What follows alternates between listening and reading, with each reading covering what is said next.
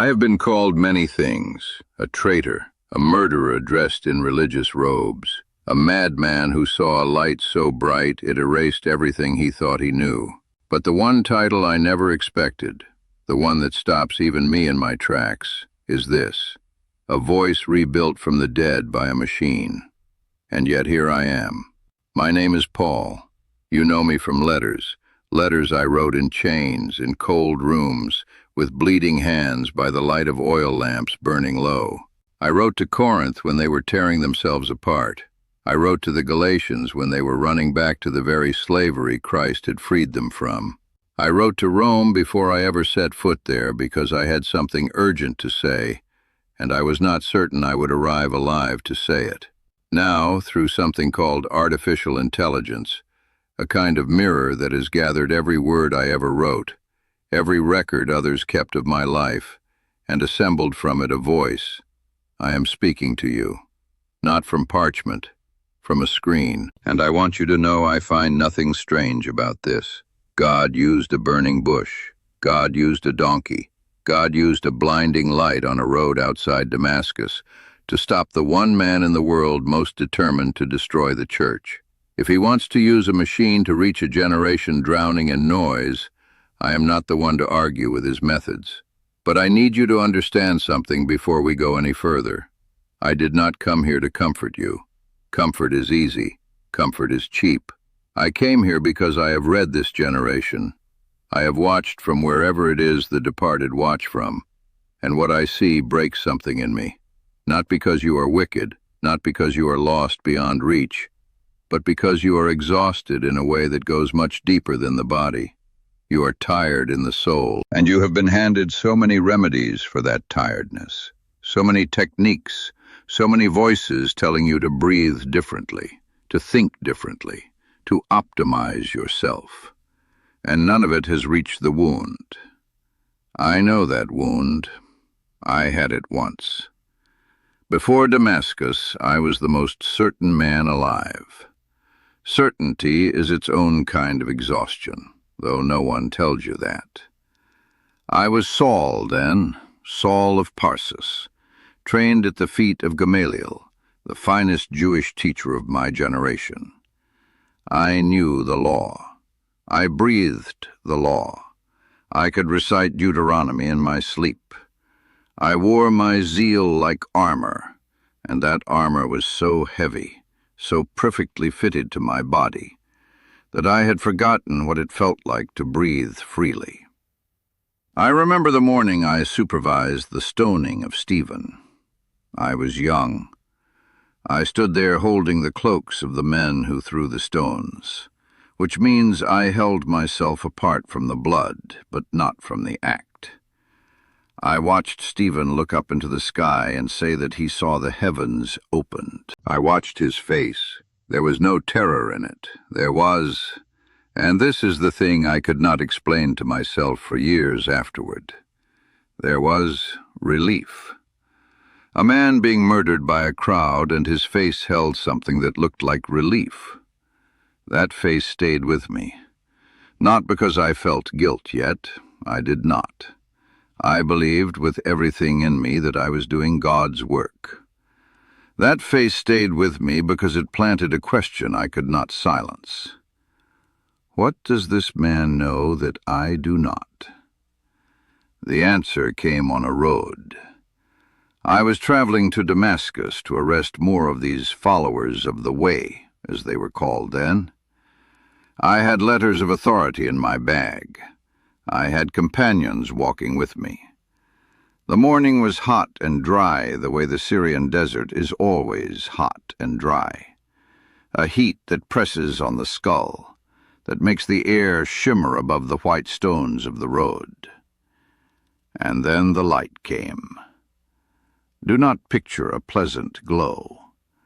Picture something that makes the sun look like a candle. Picture something that does not merely hit the eyes, but passes through them, passes through the entire body, and in passing through, rearranges everything inside. I fell, not because I chose to fall. My legs simply were no longer capable of holding me under the weight of that much reality. And a voice said, in Aramaic, the language of my childhood, the language my mother used. "Saul, Saul, why are you persecuting me?" And I said, "Who are you, Lord?" Because I knew in the instant of asking that whatever this was, it was not a hallucination. It was not the heat. It was not madness. It was authority. It was the kind of voice that had spoken the world into existence at the beginning. And the voice said, "I am Jesus, whom you are persecuting." I want to stop here for a moment. I want you to feel the weight of what happened in that sentence. Every person I had imprisoned, every family I had destroyed, every follower I had dragged before the council. Jesus was not standing at a safe distance watching their suffering and recording it in a book. He was inside it. He was feeling it. He told me I was persecuting him, not them, him, because he is not separate from his people. He has never been separate from his people. I lay there on that road, blind, shaking, completely dismantled. 3 days I sat in darkness in Damascus. 3 days without sight. 3 days without food, without water. I could not eat, I could not drink. I could not do anything but sit with the total destruction of every map I had ever used to navigate my life. Every certainty I had, gone. Every achievement, irrelevant. Every credential, ash. And somewhere in that darkness, something happened that I have never been fully able to describe in words, though God knows I have tried. A man came. His name was Ananias. He was terrified to come because he knew who I was. He knew my reputation. But he came because he had been told to come, and he laid his hands on me, and he called me brother. This man, whose friends I had imprisoned, whose community I had threatened, he called me brother, and something fell from my eyes. The scripture says scales fell from my eyes, and I find that image precise.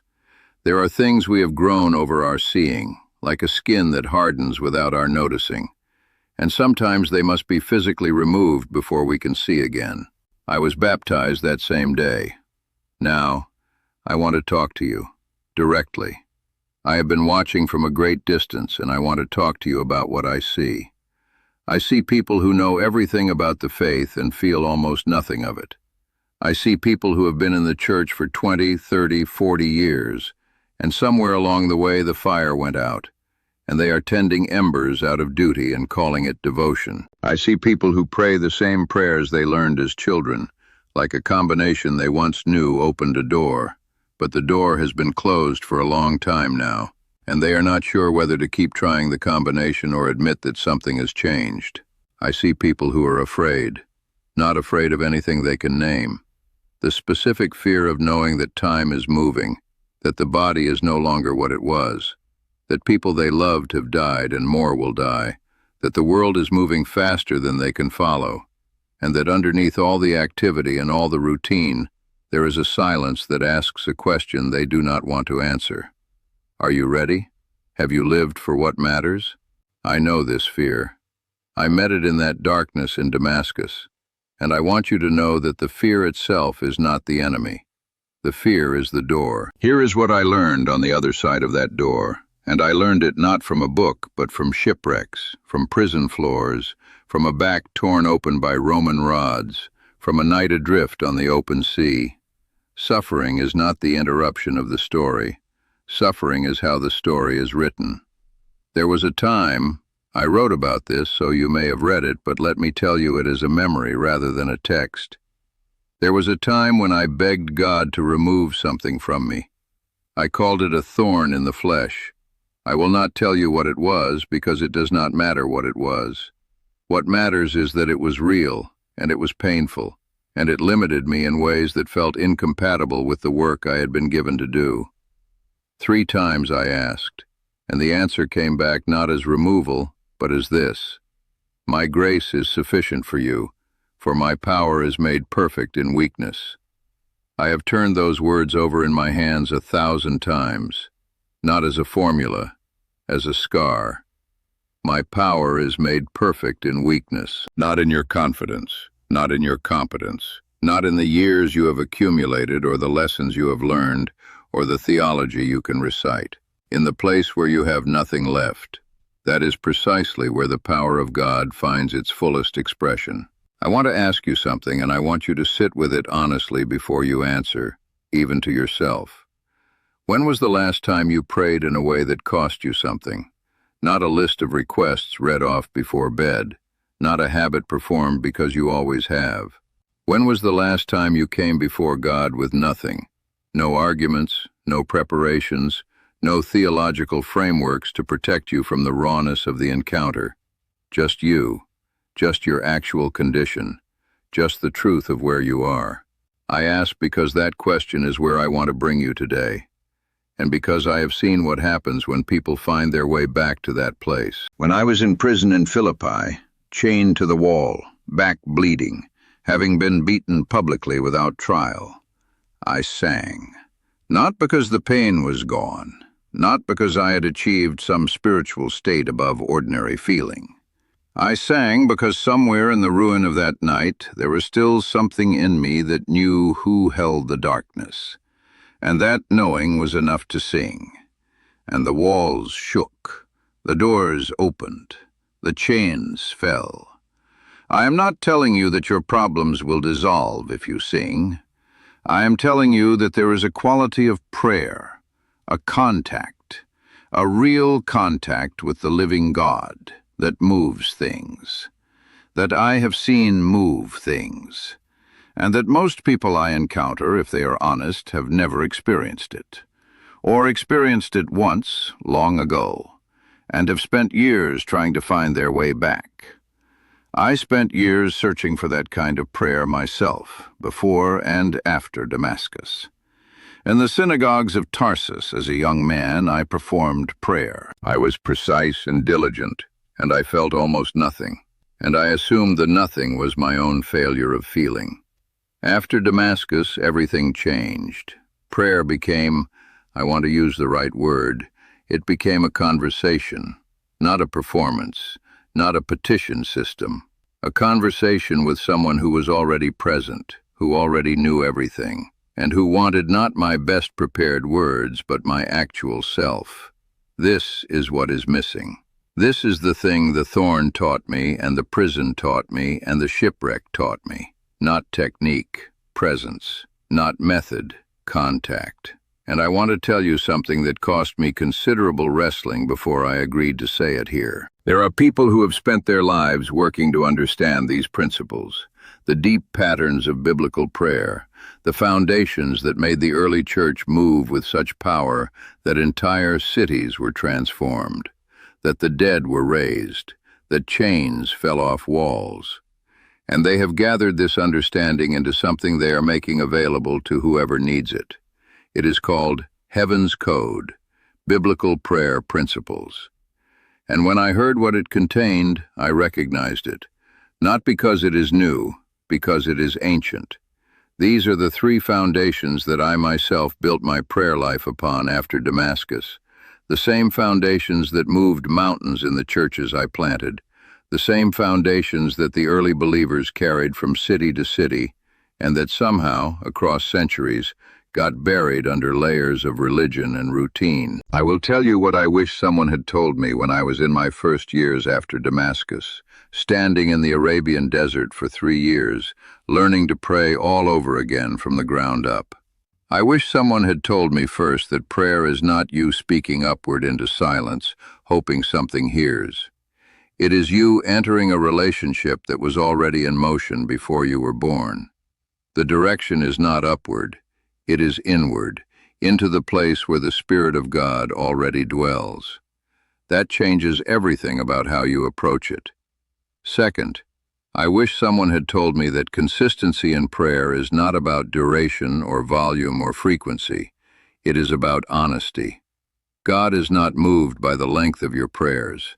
God is moved by the truth of them. One sentence of genuine need spoken from an honest heart carries more weight than an hour of careful words arranged to make a good impression. Third, and this is the one that took me the longest to understand, prayer is not primarily for your benefit. Prayer changes you, yes. It changes your circumstances, sometimes. But its primary purpose is communion. You were made for this, not to be managed by God, but to know God. And knowing requires presence, and presence requires stopping, actually stopping, and being where you are with who He is. And fourth, the prayer that moves things is the prayer that is prayed from identity, not from desperation. I am a son of God. I am an heir. I am seated in heavenly places. When I pray from that reality, not begging, not performing, but speaking from who I am and whose I am, something shifts in the atmosphere. Sarah from Tennessee found her way back to prayer through these principles. 2 weeks. She told someone she had not prayed with that kind of confidence in 30 years. And within that same season, something opened in her life that she had stopped hoping for. Pastor David from Georgia, who has preached for 25 years and knew all the right words. He said he discovered something in these foundations that his decades of ministry had circled around without landing on. Jennifer from Florida, whose marriage had come to the edge of ending, not because of cruelty, but because of distance, that slow, terrible distance that grows between two people who have stopped seeing each other. She said that when her prayer life changed, something in her changed first, and the marriage came back from the edge. And Robert from Texas, who told me in his own words that he had been a Christian for 40 years and felt that his prayers bounced off the ceiling and fell back down. Robert said that everything changed, not the ceiling, him. He stopped being someone who prayed and started being someone who was in conversation with the living God. And the difference is the whole distance between religion and life. I put this on my own authority as someone who has prayed in chains. If your prayer life is empty, nothing else fills the space that is left. Not achievement, not comfort, not even good doctrine. The connection must be real, and it can be. That is what I want you to hear from me today. It can be real again. Find Heaven's Code in the pinned comment below this video. I want you to have it, not because someone told me to tell you that, because the thing I feared most in my life was not death. I welcomed death. I said to live is Christ and to die is gain. The thing I feared most was finishing my race without having given everything I had to give. I do not want that for you. I want you to finish yours having actually lived it, having actually prayed it, having actually known the one you claim to follow. There is something I want to leave you with, and it is the most important thing I have said. Every person watching this is carrying something. I do not know what it is. You may not have named it yet.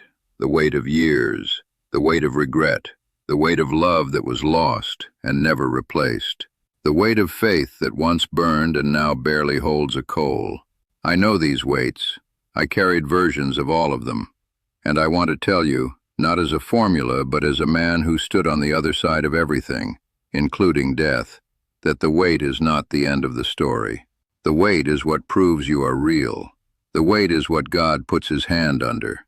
If this reached something in you, if something in this conversation woke a part of you that had been sleeping, please send it to someone who needs to hear it, not as a transaction, as a letter. The way I sent letters, because I had something urgent to say, and I was not certain of how many more days I had to say it. Leave me a comment. Tell me this. What was the moment your faith felt most real? I want to know, because I want to see you carry that moment forward, not as a memory, but as a fire. I close the way I always closed. Grace and peace to you, not as a phrase, as a prayer, as the thing I most want for the generation I am watching from a great distance. Grace enough for the weight you carry, and peace that does not depend on anything the world can give or take away. You are not too late. That is the last thing I want you to carry. You are not too late.